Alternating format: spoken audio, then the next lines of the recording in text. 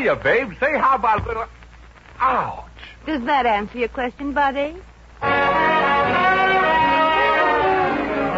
The Adventures of Maisie, starring Ann Sothern.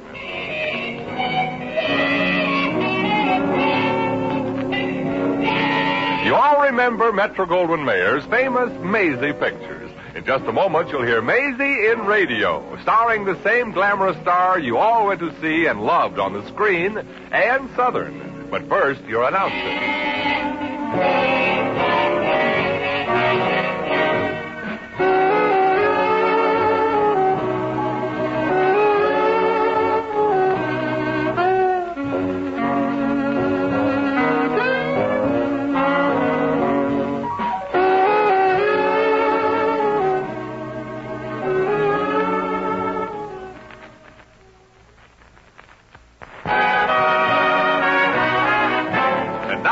Here's Maisie.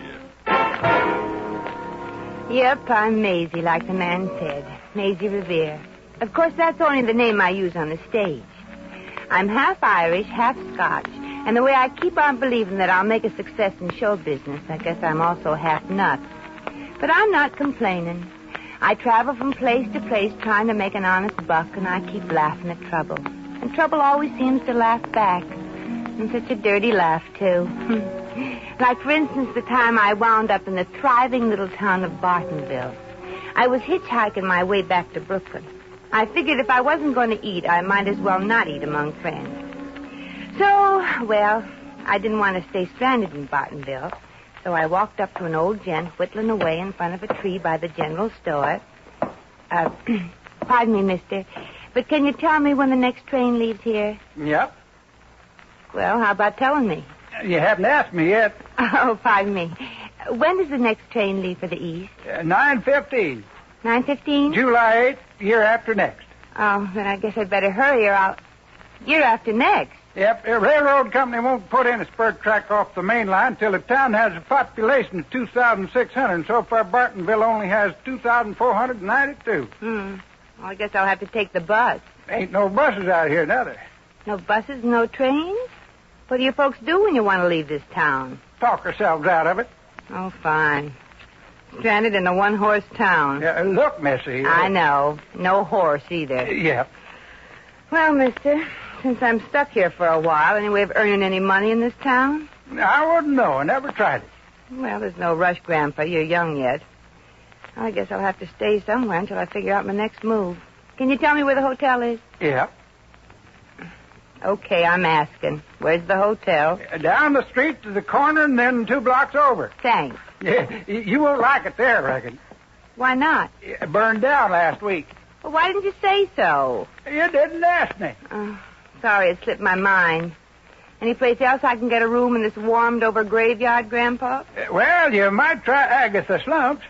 Well, frankly, that don't sound like a very tasty dish. Aggie's a teacher at the high school. She takes in boarders every once in a while. Only lady boarders, mind you. Aggie's a spinster lady. You know how it is. No, but I bet it ain't good. Can you tell me where I can find the high school? Yep. It's still down by the river, I think. You think? Yeah, I ain't been down to check since the tornado. Well, I think I'll amble down to the high school and see if I can make a deal with Miss Schlump. So long, Pappy. And don't sit there at the base of the tree too long. You might start to take root.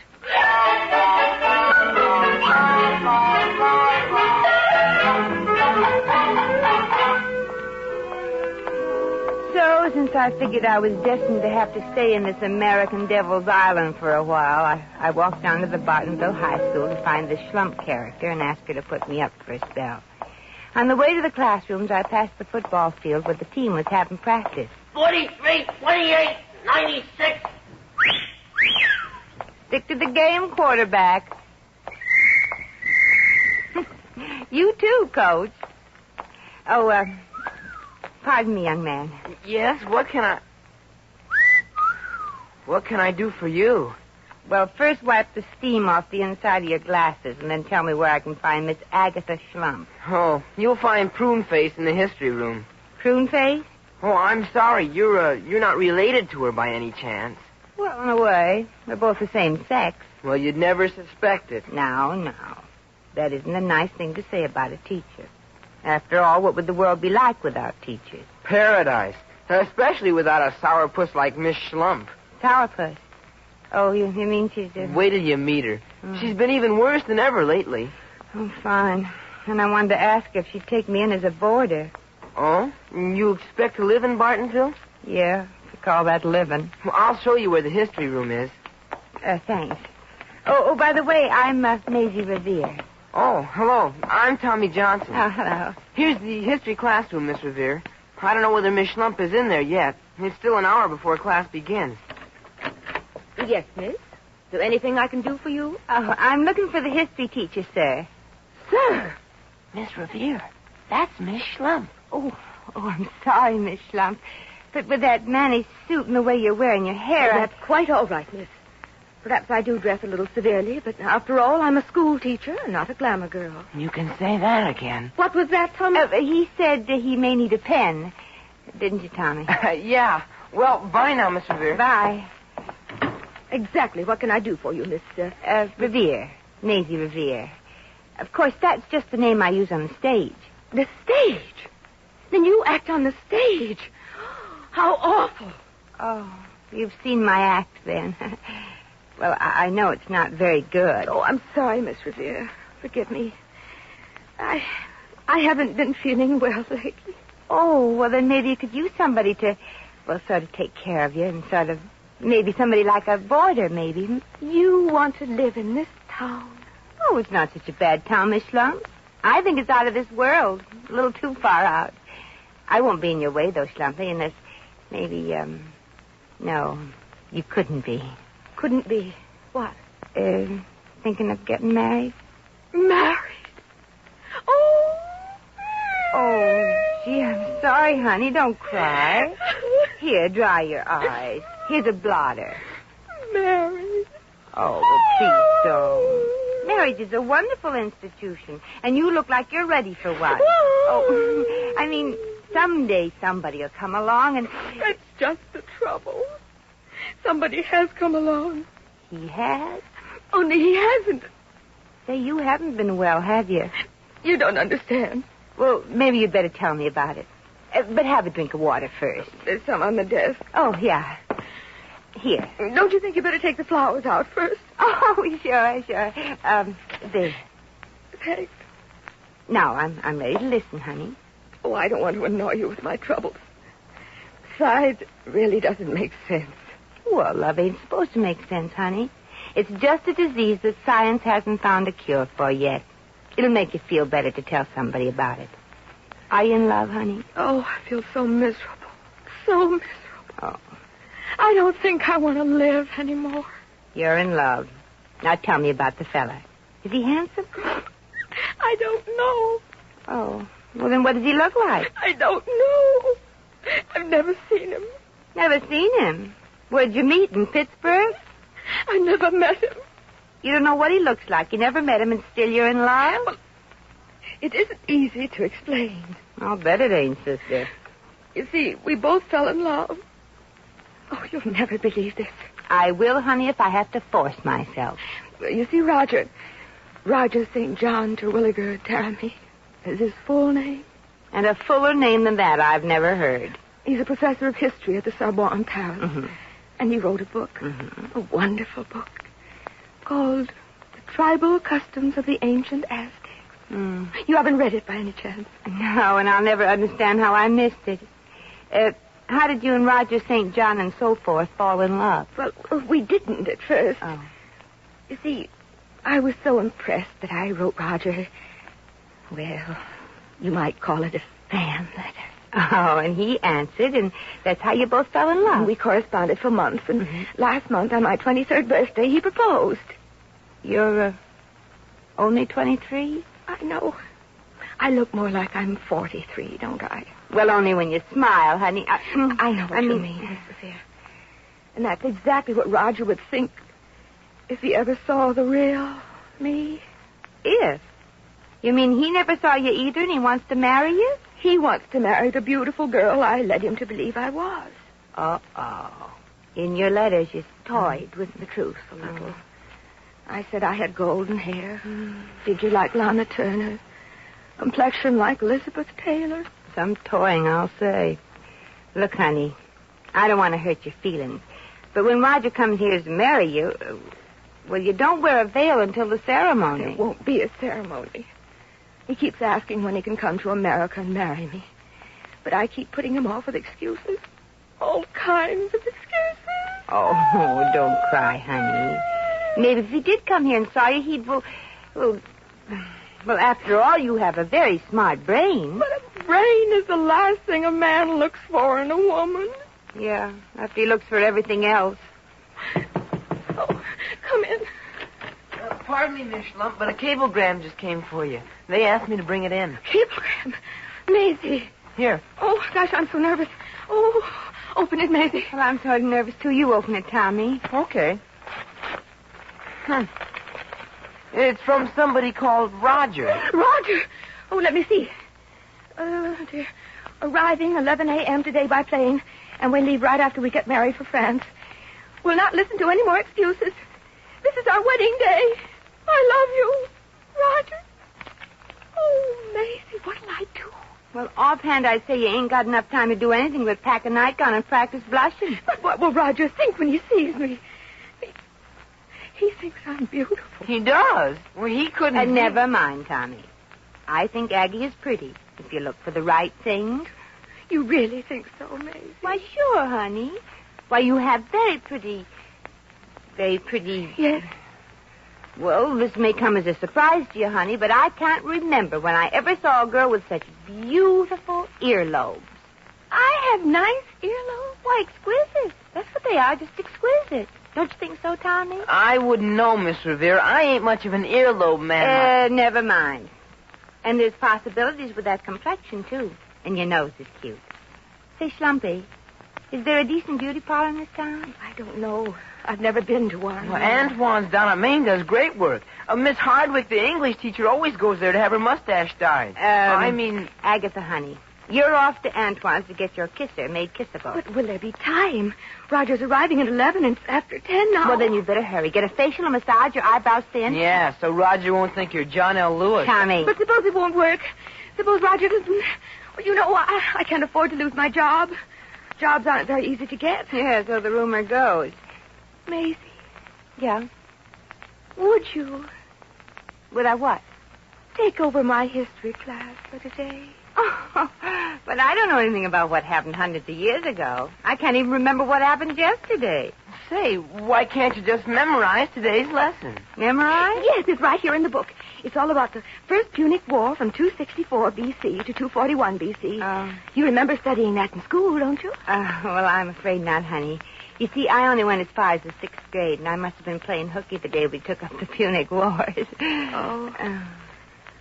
I guess I'll just have to let Roger see me as I am. I was born to go through life without love. And maybe Roger will find somebody else to marry. Somebody pretty. Tommy. Yeah? Hand me that book. Oh, thanks, Maisie. Thanks just millions. Well, I'm off. I guess I'm a little bit off, too. Get the works, honey. Here's the book, Miss Revere. And here's today's lesson. There ain't much time. You better start memorizing. Yeah, sure. The First Punic War, 264 to 241 B.C. A band of mercenaries who had been dismissed by the tyrant of Syracuse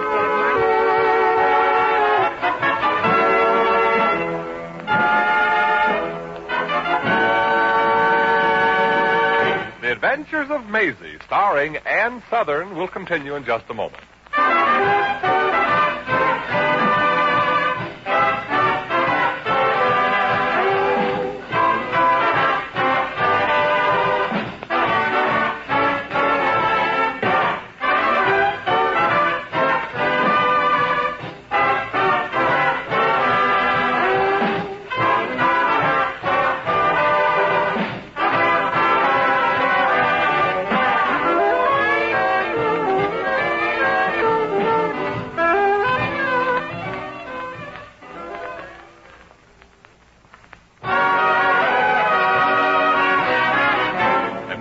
Back to Maisie. Good morning, class. I'm the substitute history teacher. Come to attention, class, please. I said come to attention, class, please. Shut up! Thank you, gentlemen. I am Miss Revere. Miss Schlump won't be with you this morning. Well, she's having a few mistakes fixed up so she can pass a very important examination this morning. I will now call the roll. Henry Grunbroad. Present. George Mason. Present. Percival Langdon. Here, teacher. Woman hater. Tony London. Oh, he's not here, teacher. I didn't ask you. If Tony's not here, let him say so himself. Tommy Johnson. Here, Miss Revere. Where? In your chair. You're sitting on me. Oh, I didn't see you. You may go to your seat, Tommy. I'm going to start the history lesson. Sure. Good luck, Miss Revere. Oh, thanks, honey. Thanks. Now, students, as you all know, today's lesson is about the First Punic War. Yeah. Well, here goes. A band of mercenaries who'd been dismissed by the tyrant of Albany. That's Syracuse. Well, I was close.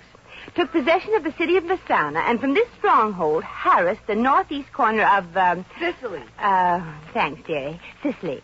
The tyrant of Syracuse, King Hero. That's Hiero. Oh, don't be such a show-off. Now, where was I? King Hiero undertook a war. Oh, yeah. This here king character undertook a war against them. In 264, Rome's legions found the Carthaginians already in possession of Messana, and the First Punic War began.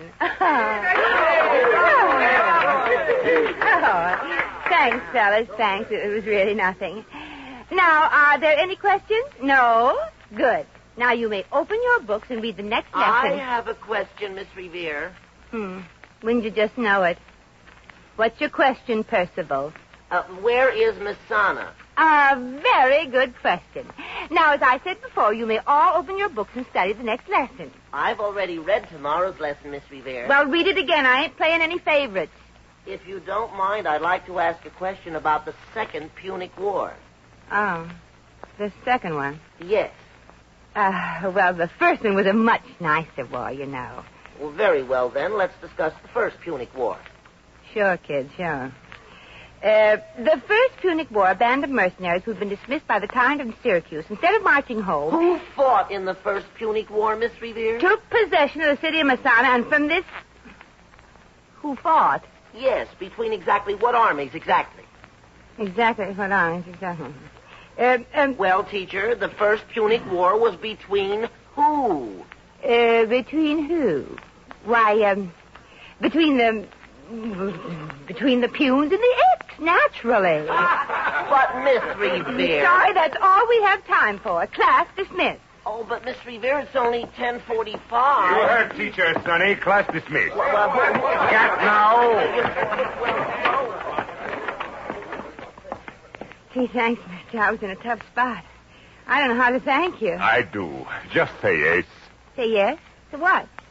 Have dinner with you, maybe? Yes, for the rest of your life. Oh, now, wait a minute. I never saw you before. Oh, but I've seen you, darling, in my dreams. And you look even more beautiful than your letters led me to believe. Letters? Oh, then you're... Yes, Roger, and your admirer. Admirer? That's how you sign all your letters. Ever since your first fan letter. You never told me your real name. Well, look, Roger, Don't Mr. talk, darling. Don't talk. Just say you'll marry me at once. Oh, but, Roger, you're making a mistake. Yes, a big mistake.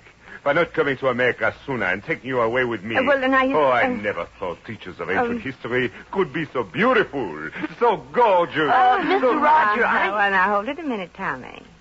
Go on, Roger. Such gorgeous golden hair. Just think, in 20 minutes we'll be man and wife. 20 minutes? Oh, well, look, I can't. Can I, Tommy? No, look, mister. Go away, boy, and tell the principal he'll have to get another teacher. Ah, ma chérie, je t'aime. Est-ce que vous m'aimez aussi? Oh, well, say it in English, Roger. I'm afraid I might be saying yes to the wrong question. Look, Miss Revere. Revere. Oh, a beautiful name. But soon it will be changed to Durhamy. Mrs. Roger St. Jean Terwilliger Durhamy. I have the justice of the peace waiting at the plane. The plane? Yes, I had to charter my own.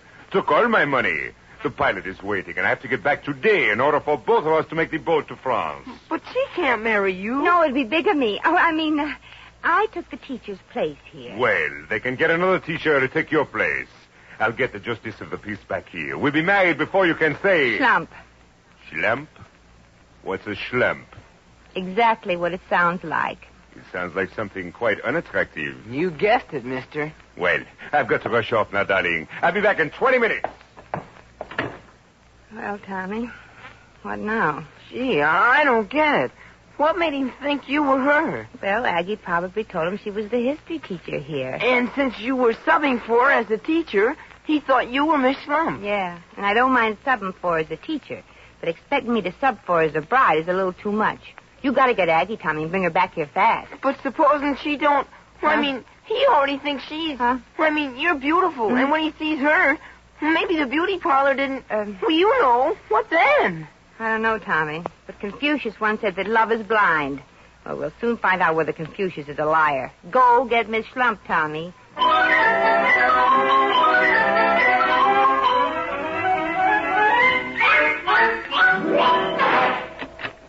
Well, Tommy, where's Aggie? I didn't bring her. She's still under the dryer at the beauty parlor, with her face all covered up with goo. Oh, well, how'd she look? Just like she fell from heaven and landed on her face. Well, did you tell her that her dream boat just docked? Well, I tried to, but they threw me out. Who did? Miss Schlump is also getting a massage all over. And the masseur thought... Never mind. Gosh, this is a problem. Roger will be back in 10 minutes, Judge ringing license. You ain't thinking of marrying him, are you, Miss Revere? No, but the trouble is, how can I stall the wedding until... That's it, Tommy. What's what? I'll go through the ceremony and stall it long enough for Miss Schlump to get here. But can you stall becoming Mrs. de Ramey long enough for Schlumpy to get beautiful? I don't know, Tommy. But if I can't, my children are going to have a complete stranger for a father.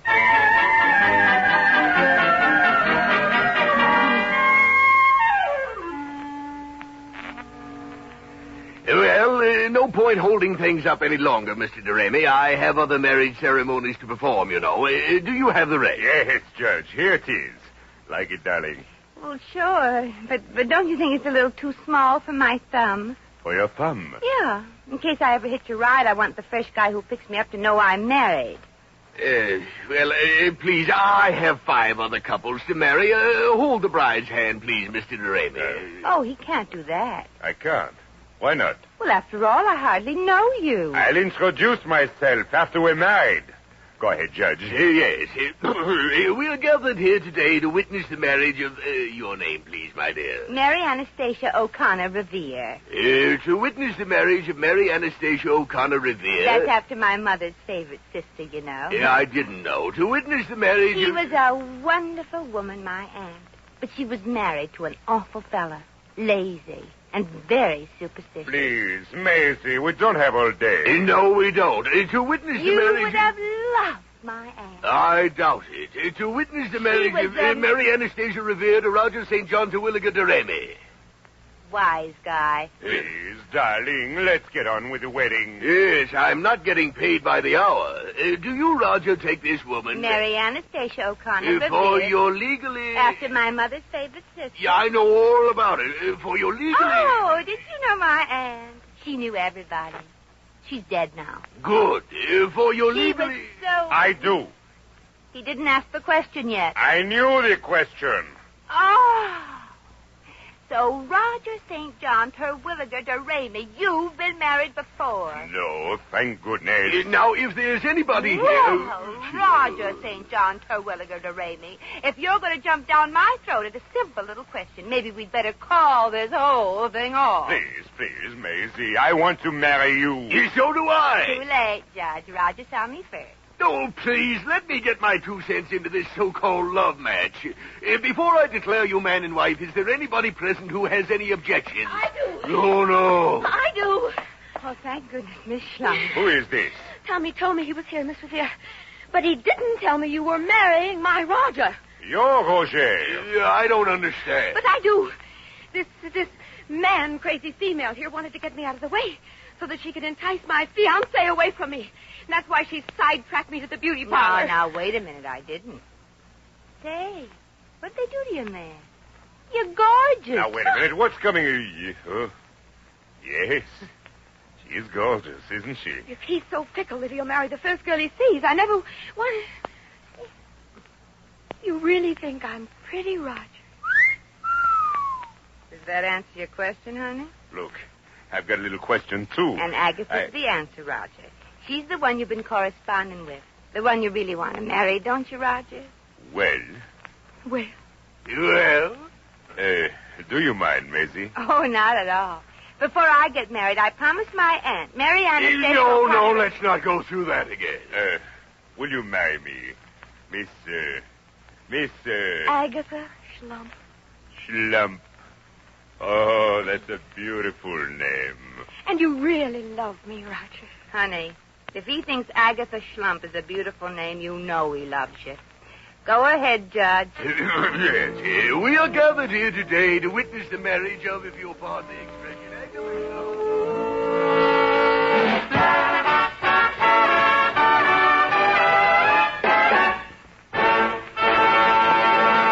Just a moment, we shall return to the Adventures of Maisie.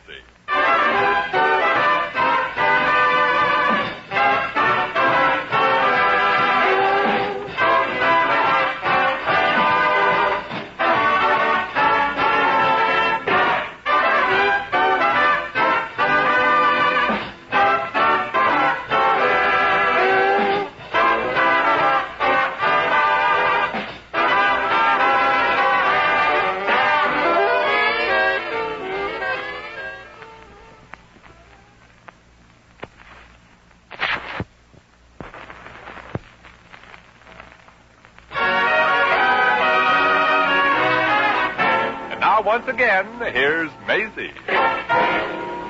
And so Aggie and Roger were married. Aggie made a beautiful bride. That beauty parlor did wonders by her.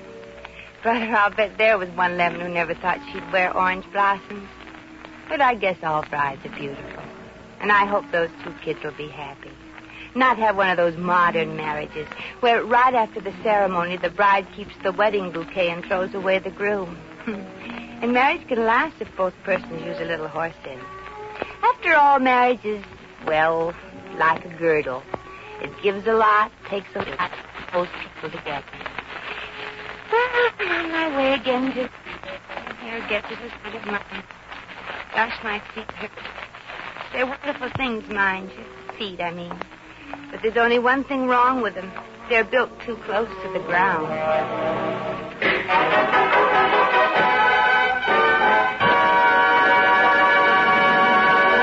You've just heard The Adventures of Maisie, starring Ann Sothern.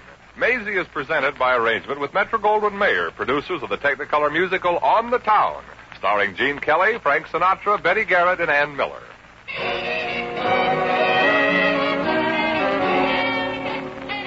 Maisie was written by Arthur Phillips. Original music was composed and conducted by Harry Zimmerman. Supporting cast included Lurene Tuttle, Gerald Moore, Sidney Miller, Frank Nelson, Tommy Bernard, and Elmore Vincent. Jack McCoy speaking.